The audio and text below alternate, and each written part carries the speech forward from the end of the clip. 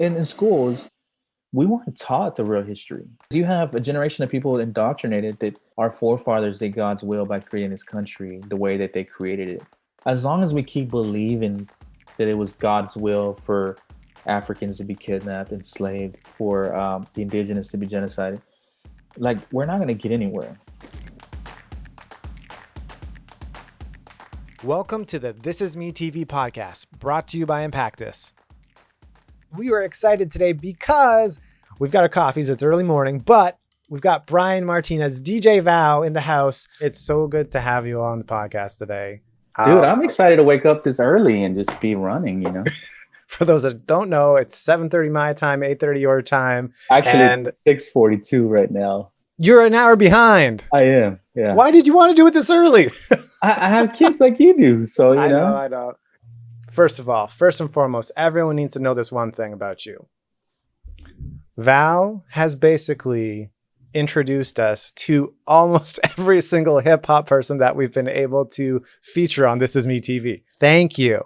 Yeah, man, I'm glad it worked out. I remember when you first showed me This Is Me, and I remember like, man, this is so cool. So it's cool to see it go from that to like what it is now. And then to see how many people have actually watched the videos.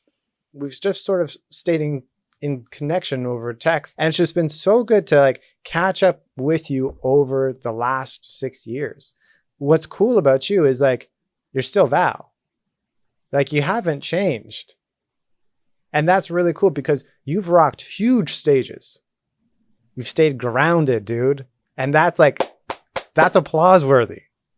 Thank you, man. You can't ever let things, you just can't think too highly of yourself ever. I come from like bottom of the barrel society. So for me, you know, the bare essentials is what I'm thankful for. You know, a roof, clothes on my back, food. One thing I always try to teach my kids, they're still little, but I always try to teach them, man, treat everyone the same, because you just never know what one of these people is going to be your boss one day. Mind you, the spiritual version of that would be treat everyone the same because everyone's worth the blood of Jesus, right? But in practical terms, hey, that guy right there could be your boss one day. Right now is a perfect example. Pandemic happens. Right now, we're all the same. We've always been the same. But now when you look at pockets, we're all the same. Yeah, you know? I can't imagine what that's been like for people who have their livelihood has come from traveling. Because I know like you got grounded. All the guys you roll with have been grounded. It's been a different year. Oh, it's been a different world. It's a different everything. Like, man, I had to fly out next weekend, right? That's literally gonna be my first flight since March of last year. So wow. Mind you, there's blessings in that, right? It's not all just challenges. I realized this past New Year's was the first New Year's I've ever been home, ever, in my adult life. So it was the first New Year's I spent with my kids actually not doing work. So prior to that, either I was gone and they were here, or I took them along for the ride and they just had to wait somewhere while I worked. And so I was like, man, you know what? It's not all bad. It's not all bad. So yeah. And that's a great way of looking at it. It's a defining moment in the world's history, right? And something I've talked with a few friends about is like, how will the world reflect on this? And where was the Christian church at this moment? How did we respond during this time? How did we show love in this time is just what it boils down to. For me, I'm in a weird season because I've had to like put up with a lot over the years, Christians in politics and all that kind of stuff. I've had to tolerate a lot of that for years. So I'm in a weird season where I just, man, I'm frustrated. You know what I'm saying? in a lot of ways I'm angry. A lot of ways I'm just like done with with preserving this fragility, as they say. So yeah, like when you reached out to me, it was a big deal because you didn't come at me like I got a court case that I'm defending, which guys No. have. A lot of guys have hit me. They'll hit me on the same way. Hey man, how you doing? Hey Val, how's it been? How you holding up, Val? But then it'll quickly go into, hey, I saw you posted this, but let me show you this. Okay. You know, You're oh, wrong. Let me show you this. but without actually saying it. But for me, it's not so much that I'm trying to prove a court case. I'm just trying to be honest in what I've lived. I am first generation American. I grew up in Texas. The state and everything was at large Republican or conservative, but I grew up in the inner city, which is a different world. And on top of that, I grew up with mostly immigrants. you know, like my middle school used to be an all black school during segregation. So I grew up around different cultures, learning things. Mind you, that's why I love urban music, because I grew up around black culture, and I was able to dive into that world. But within the States, I spent a lot of time in the South, which is its own world, right? And in the South, for a long time, I would see certain things that I didn't necessarily agree with within Christian evangelical worlds, but I didn't think too much of it. But little by little, things didn't add up very well.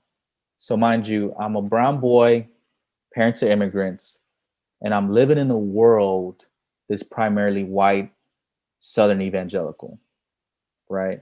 Mm. At first, it sounds fine and dandy, but then you start experiencing things that's like, this doesn't make sense. So, the first round of stuff that I would say that I experienced was like, I would come in as a guest, right? So, of course, I got the best of a lot of things. Hey, here's your green room. Hey, here's your Fiji water. Skylar's the barista. He's hooking you up. That kind of stuff. But even within that, there's a lot of times where things weren't communicated well, and they wouldn't let me into the church. They refused to open the doors because they thought I was just some random guy trying to come into their church that they invited me to. Right? Wow. So I've had a couple instances where security checked me, thinking I wasn't supposed to be there. So Yeah. that little stuff like that I was able to brush off, right? Wow. But then things got really interesting in late 2015. This church, the American church in the South, is, for lack of better terms, married to the Republican Party, right? And I understand why. I get it. I get it, but I don't. Because for me, it's like you can't really box scripture into a political party. I just don't see how that works. That whole theology of like government religion is kind of what, through a course of a couple hundred years, is what gave birth to the era of colonizing, right? And that's what also enabled the era of slavery, right? Yep. Stuff that people don't want to know about. So mind you, 2015, I'm in these rooms, and the conversations I'm hearing, I'm thinking to myself, you guys really don't know who I am. And I'm in these conversations, and I'm like inside of churches and ministries, and I'm like, this doesn't make sense. And then I start realizing, wait a minute, you wouldn't talk to me if I didn't have the platform that I had. Like, you wouldn't engage in some of these conversations if I didn't have this platform. Because I'm realizing the only other guy that looks like me in this building is mopping your floors, and you're pretending like he doesn't exist. So things started adding up for me, right? And I'm thinking to myself, something's, mind you, I'm still still trying to be the guy that doesn't say anything. Still trying to tolerate, still trying to like see the positive side of things, right?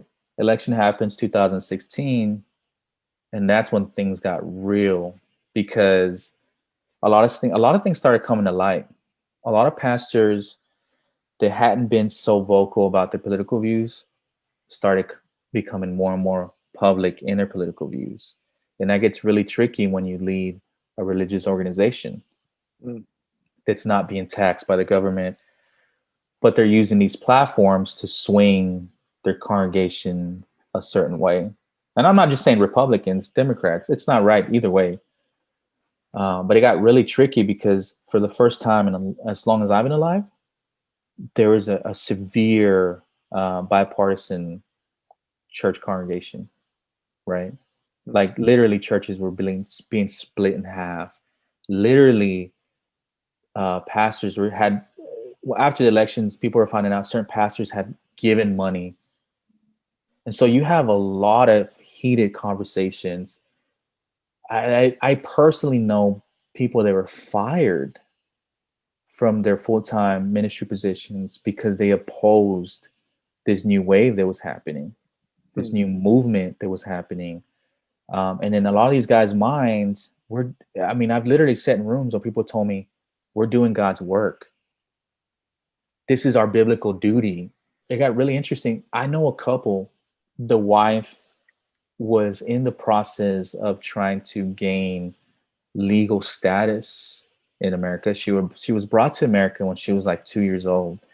Election happens and she finds herself in a room where people are saying deport them, build this wall, build that. And then she finally says, do you guys not realize you're talking about me? Mm. One of the guys said, well, you're different.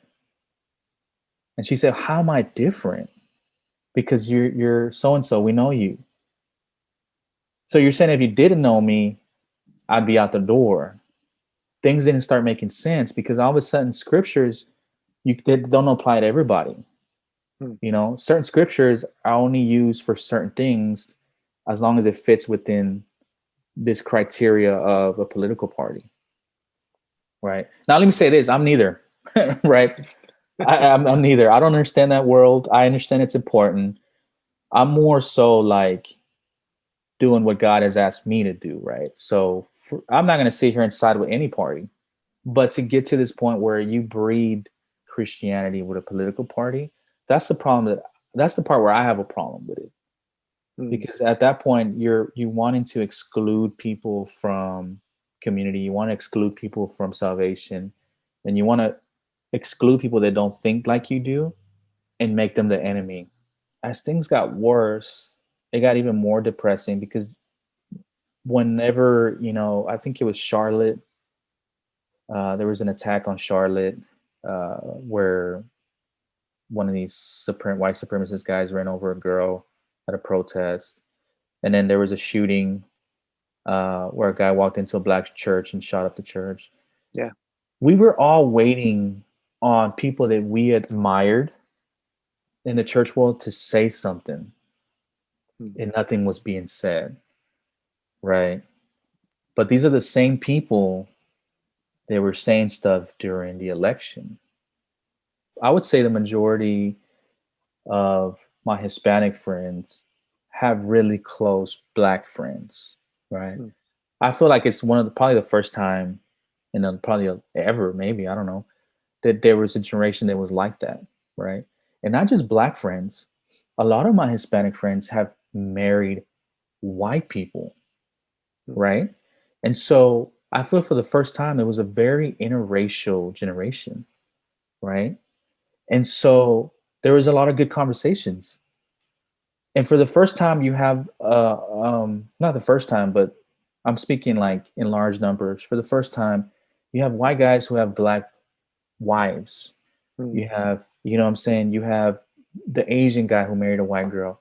Like, so for the first time, people are like, man, this is not right. This is not right. When you go back to the 60s, it was a very segregated country. Right. So the civil rights movement happened. It was easier to just kind of blend in. I'm gonna stay over here, right? And I'm gonna shut this door and I don't know what's going on over there. It was easier to do that. It's harder this time around because you can shut the door, but you have a biracial kid. And so I feel like that was the lid that was popping, When George Floyd was murdered, that thing just it popped Yeah. off. So George Floyd gets murdered, and unfortunately, I feel like a lot of the spiritual leaders that should have been working the whole time, that should have been addressing these issues, I feel like they started losing a voice. So you get a generation of people that's frustrated, it's angry. A lot of them are believers, right? They weren't being shepherded by their spiritual leaders because their own spiritual leaders let them down. So you get a lot of emotions bottled up that'll make a Christian person who was just at the Easter service in 2019, you know, you get those people becoming very violent, very angry for obvious reasons.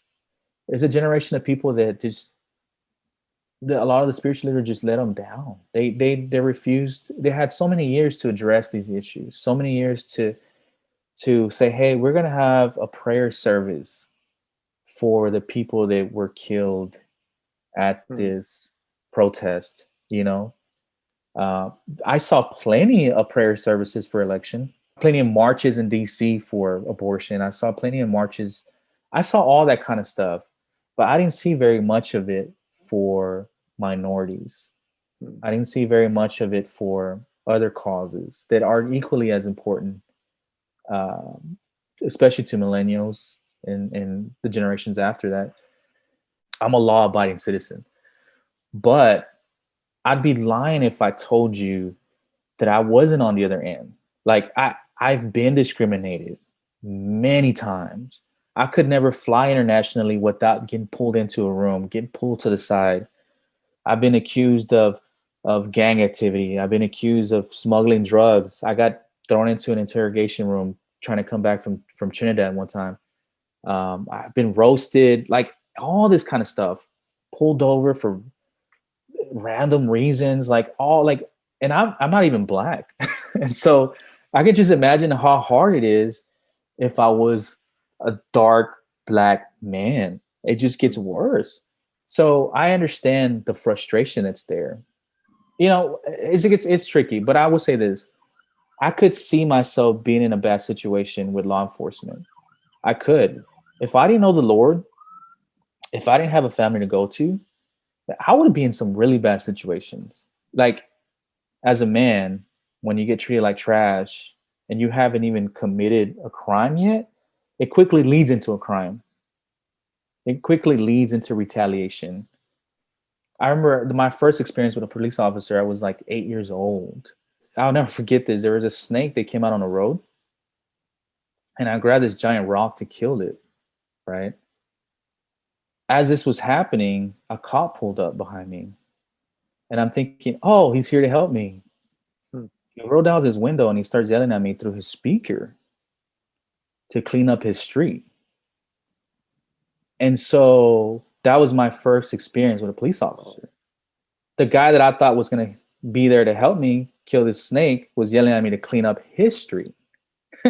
Right? So that's my first encounter with, and it got worse from there. And so it takes a level of like discipline to be like, I'm going to be a law-abiding citizen. There's a level of like spiritual maturity, and I'm not saying I'm perfect, but there's a spiritual maturity there will be like, I'm gonna respect these guys. You know what I'm saying? And a lot of guys don't have that. They don't have a relationship with the Lord. They don't have a faith. They don't have a lot to look forward to. So when you hit these buttons and certain people, you're gonna get negative results. They're triggers, you know. And when they see somebody getting killed on TV, it makes them angry because the sense of community that's like, hey, that was my, even though I didn't know him personally, that was one of us. At the end of the day, it's affected the church in a very negative way. I was in a room one time with a bishop of the Methodist Church in New Jersey. The whole time we were in that room, he was cleaning, and I sparked a conversation with him. His whole conversation was basically, I'm showing you the love of Jesus right now. I'm interested in your culture. I'm interested in who you are as a person.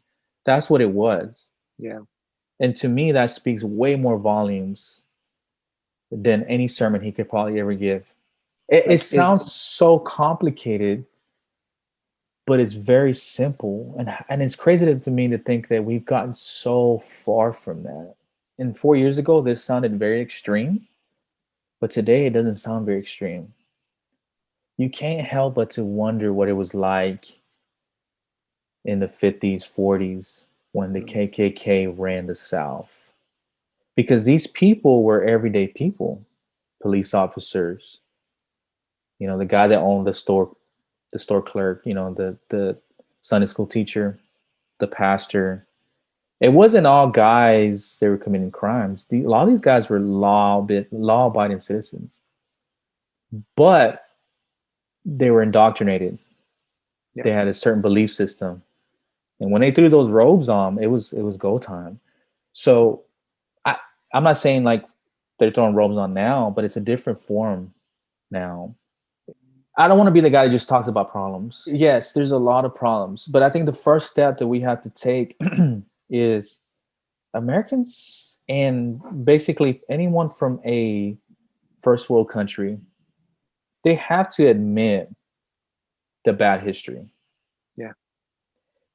If I go to counseling, what's the first thing they want to talk about? Is the problem. What's happened in your past? In schools, we weren't taught the real history. Then all that did was damage people. Because you have a generation of people indoctrinated that we did God's will, our forefathers did God's will by creating this country the way that they created it. Yeah. And as long as we keep believing that it was God's will for Africans to be kidnapped, enslaved, as long as we keep thinking it was God's will for the indigenous to be genocided, like, we're not going to get anywhere. I'm trying to get to the point where it's like, where's your humanity? Exactly. Even if you wanted to put the church out of the equation, where's your humanity? Because I know plenty of atheists that don't agree with that. That would never agree with that. Everyone probably in present day America, almost everyone, are all immigrants. Yeah. We have very few native people. What happened? And we're not raised on learning this. Like this is stuff that you have to seek out. We have to understand the history behind this. We have to understand the culture side of this thing, and just basically be open for learning. Still continue to keep learning, just like we are right now. You know what I'm saying? If everyone in our circle looks and thinks like us, we need to find a way to expand our circles. If you live in a city where you have various cultures in there, you have to be intentional to say, I'm going to go and make friends outside of my culture.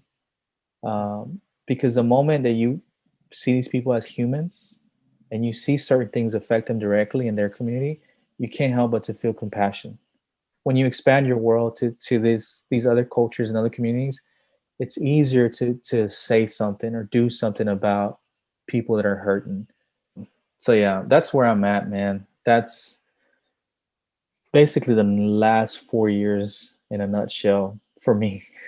Yeah. It's so great to connect on these things because it's so important. And you've nailed it on the head right there, which is like, how am I going to learn if I don't connect? But I'm just so grateful for you sharing, because I know there's going to be people that disagree with certain things, but like, just hear the heart behind it. Just hear that. No, it's like, disagree if you want, but pause to hear the heart. The heart is not to push anyone in a political party way. The heart is to say, how are you taking care of your brothers and not just the ones that look like you? I'm taking huge things away from this. So thank you. It's not very likely that I get conversations like this where guys just want to listen. But yeah, thank you, man. Look forward to seeing you again sometime on the road in the future. Who knows when? Been a pleasure. Likewise, man. Peace. If you have any comments or questions, leave them below. Subscribe on all the platforms you're listening. Like, share, and ring that bell for us. The This Is Me TV podcast is brought to you by Impactus. For more resources, This Is Me TV episodes, and how to give, head to impactus.org.